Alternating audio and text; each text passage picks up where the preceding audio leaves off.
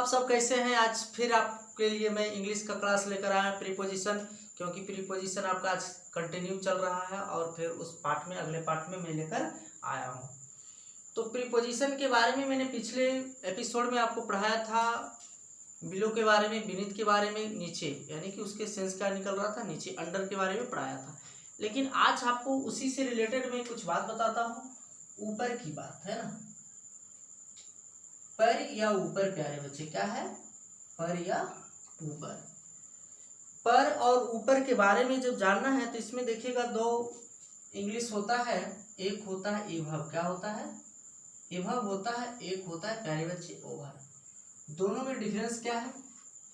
बात कुछ ऐसी आ जाती है कि ओवर मीन्स होता है पर या ऊपर, और एभव का मतलब ही होता है पर या ऊपर होता है। लेकिन कंफ्यूज इस बात की है, प्रयोग कहाँ है। वर्ड जानना उतना जरूरी नहीं है कि जितना आप उसका प्रयोग, यानी कि सबसे पहले उसका प्रयोग जानना होगा। वर्ड जानने के बाद उसका प्रयोग जानिए कि प्रयोग उसका कहाँ होता है। ठीक है, तेवह मिस भी पर होता है, ऊपर में मिस पर होता है। सपोज दैट, मान लिए कि आशा यहाँ खड़ी है। आशा एक लड़की है जो कि यहाँ खड़ी है। ठीक है, आशा यहाँ खड़ी होने के बाद इसके ऊपर फैन चल रहा है ना, फैन। आप ही मान लिए कि क्या है, फैन चल रहा है। ये क्या है? फैन है। ठीक है, और फैन जब घूम रहा है तो बताइए कि आशा के ऊपर है। क्या है? आशा का ऊपर है। लेकिन क्या ये पंखा जो है आशा के ऊपर ये स्पर्श कर रहा है क्या? नहीं। तो पंखा आशा के ऊपर स्पर्श नहीं कर रहा है, नहीं आशा ऊपर स्पर्श कर रही है। ठीक है, दूसरी बात है कि कुछ ऐसे मान ली कि नदी, कल भी मैंने नदी का चर्च किया था और पुल का चर्च किया था। ये नदी है, क्या है? ये नदी है। मान ली गंगा नदी है। क्या है? गंगा नदी है। आप देखते हैं कि इसके ऊपर यानी कि क्या होता है, गांधी सेतु पुल है। क्या है? गांधी सेतु पुल। पिक्चर बनाने नहीं आता है, ठीक है, इसलिए आप इसे मजाक में नहीं लीजिएगा। अब देखिएगा, ये क्या है? गांधी सेतु पुल है। गांधी सेतु पुल गंगा नदी के ऊपर है। क्या है? गंगा नदी के ऊपर। ना नीचे स्पर्श कर रहा है और ना ही ऊपर। गांधी सेतु पुल क्या बताइए, किसी दिशा कहीं भी पूरे समतल पानी पे और गंगा नदी पे कहीं स्पर्श करता है क्या? नहीं। लेकिन ये जरूर है कि दो दिशाओं में वो स्पर्श करता है, दो दिशाओं से घिरा हुआ होता है। क्या होता है? दो दिशाओं से घिरा हुआ होता है। अगर गंगा नदी तो इस तरफ से पुल चला तो इस तरफ से यहाँ पर उसके पाया है, फिर इस तरफ से पाया, इस तरह से तो घिरा हुआ रहेगा। तो कहीं से स्पर्श ना हो और दो दिशाओं से जब घिरा हो तो ओवर का उपयोग करते हैं। क्या करते हैं? ओवर का उपयोग करते हैं ना। अब जैसे है द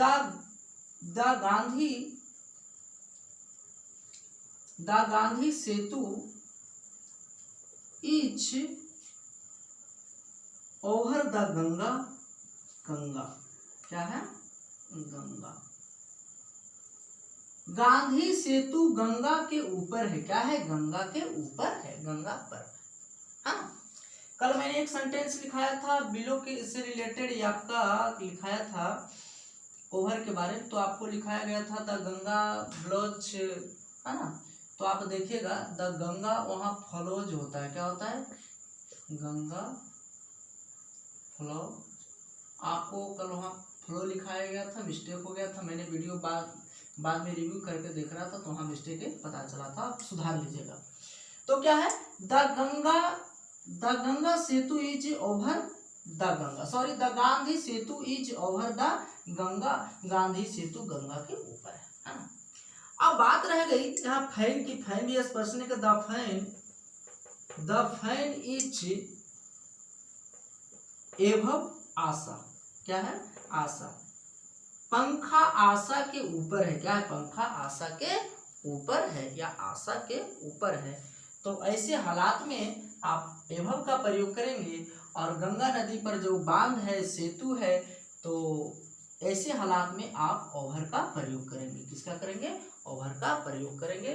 तो ऊपर और नीचे का आपका कॉन्सेप्ट बिल्कुल क्लियर हो चुका है, क्योंकि नीचे वाला कॉन्सेप्ट आपको मैंने कल बताया और ऊपर वाला का कॉन्सेप्ट आज बताया। फिर आगे मैं बताता हूँ मिटाने के बाद। प्रीपोजिशन का वर्ड्स है विथ है, विदाउट है, आफ्टर है। क्या है? आफ्टर है। अब देखिए इन तीनों का प्रयोग कहाँ कहाँ है। विथ का मतलब, विथ का मैंने प्रयोग बताया था आपको, जब कोई काम किसी वस्तु से करते हैं, किसी वस्तु के सहारे से करते हैं, किसी वस्तु से करते हैं या मानव शरीर के किसी अंग से करते हैं, तो हाँ विथ का प्रयोग लगाया जाता है। जैसे मैं कलम से लिखता हूँ तो I write with pen, I write with pen. मैंने तुम्हें हाथ से मारा, I bit you with hand. क्या है? मैंने आपको हाथ से मारा। ये क्या है? ये शरीर का अंग है। क्या है? शरीर का अंग है। मैंने यहाँ विथ का प्रयोग बताया था, लेकिन आज विथ है। विथ का मतलब होता है के साथ। क्या होता है?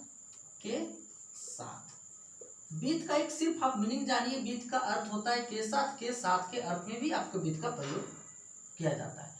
मैं तुम्हारे साथ जाऊंगा, इसका बनाना है मैं तुम्हारे, प्यारे बच्चे क्या बनाना है? मैं तुम्हारे साथ जाऊंगा, मैं तुम्हारे साथ जाऊंगा। तो आप कह सकते हैं I shall go with you. I shall go with you, मैं तुम्हारे साथ जाऊंगा। अब बात क्या है? अब आ जाता है टी, विदाउट। क्या है? विदाउट। विदाउट का अर्थ होता है प्यारे बच्चे, विदाउट का अर्थ होता है के बिना। क्या होता है? के बिना। बिल्कुल एक मीनिंग का है, कुछ नहीं है। एक वर्ड पावर पे आप ध्यान दीजिएगा। विदाउट का मतलब होता है के बिना, और इसको प्रीपोजिशन के रूप में प्रयोग किया जाता है।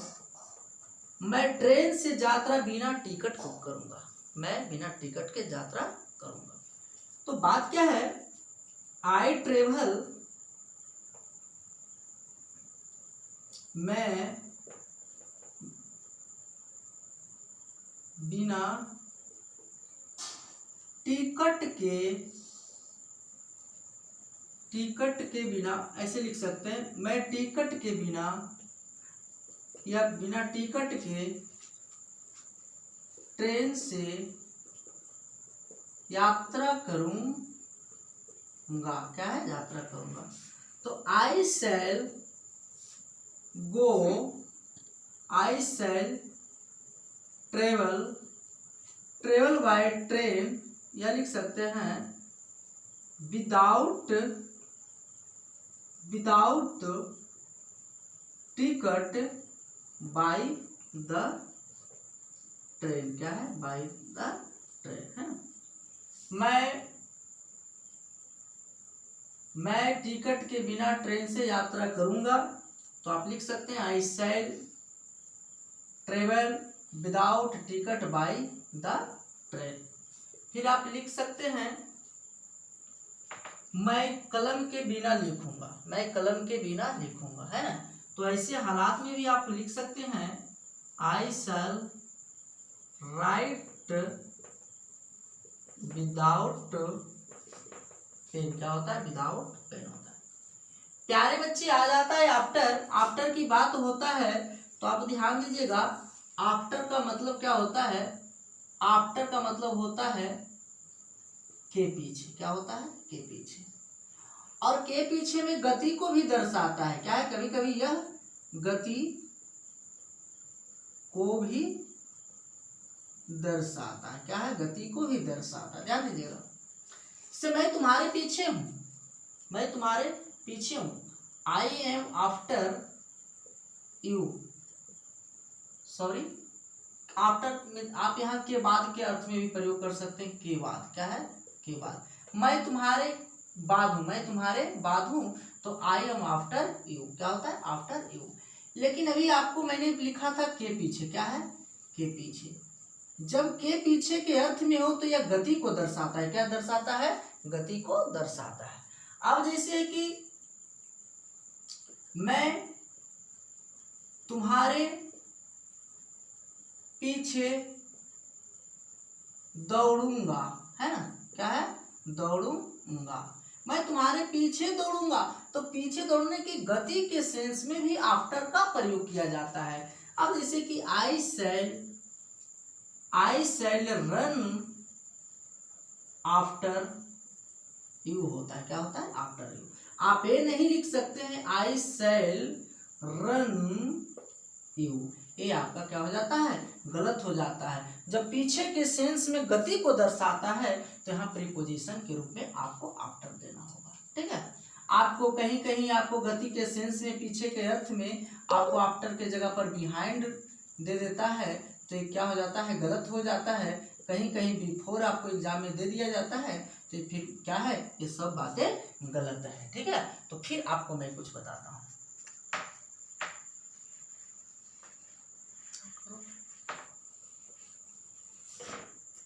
प्यारे बच्चे, अब क्या है, अराउंड मैंने एक बड़े लिखा है, अराउंड होता है, क्या होता है, अराउंड मैंने लिखा है। अराउंड का मतलब होता है वृत्तवत, वृत्तवत क्या होता है, वृत्तवत। वृत्तवत का मतलब क्या है, देखिए फिगर के माध्यम से आप समझेंगे, आराम से समझिएगा। ये क्या है, वृत्त है, क्या है, वृत्त है। ये बिल्कुल एक गांधी मैदान, मान लीजिए दिस इज गांधी मैदान, क्या है, गांधी मैदान, बीच में गांधी जी के मूर्ति, क्या है, गांधी जी के मूर्ति भी है, ठीक है। ये क्या है, गांधी जी के मूर्ति। अरे बिल्कुल गांधी मैदान है, क्या है, गांधी मैदान, ठीक है। अब गांधी मैदान में आप देखेंगे कि वृत्त यानी कि किनारे किनारे परिधि पर पेड़ लगा हुआ है, क्या लगा हुआ है, पेड़ लगा हुआ है। तो क्या हो जाता है, वृत्तवता के अर्थ में हो जाता है, क्या होता है, वृत्तवता के अर्थ में, है ना। यानी कि किनारे, इसको आप कह सकते हैं किनारे, किनारे के अर्थ में आप इसे कह देते हैं के किनारे, क्या है, किनारे किनारे के किनारे किनारे, आप ये भी कह सकते हैं, ठीक है। अब देखिएगा गांधी मैदान, गांधी मैदान के किनारे किनारे, यानी गांधी मैदान की वृत्तवता पेड़ है, क्या है, पेड़ है। तो आप ऐसे हालात में कह सकते हैं गांधी मैदान के किनारे किनारे किनारे किनारे पेड़ है या वृक्ष है, या किनारे किनारे के जगह पर प्यारे बच्चे आप हिंदी दे सकते हैं वृत्तवत, क्या है, वृत्तवत। तो अंग्रेजी बिल्कुल आसान, अंग्रेजी तो कुछ है ही नहीं है, ध्यान से देखिएगा। There are trees around Gandhi Maidan, around Gandhi मैदान। ये क्या है, बिल्कुल आसान है। वृत्तवता के अर्थ में आप अराउंड का प्रयोग करेंगे, किसका करेंगे, अराउंड का प्रयोग करेंगे। तो आपको, मुझे आशा है कि आप लोग को बहुत अच्छा लगा होगा। फिर आपको प्रीपोजिशन लेकर अगले एपिसोड में भी मिलेंगे। Okay bye.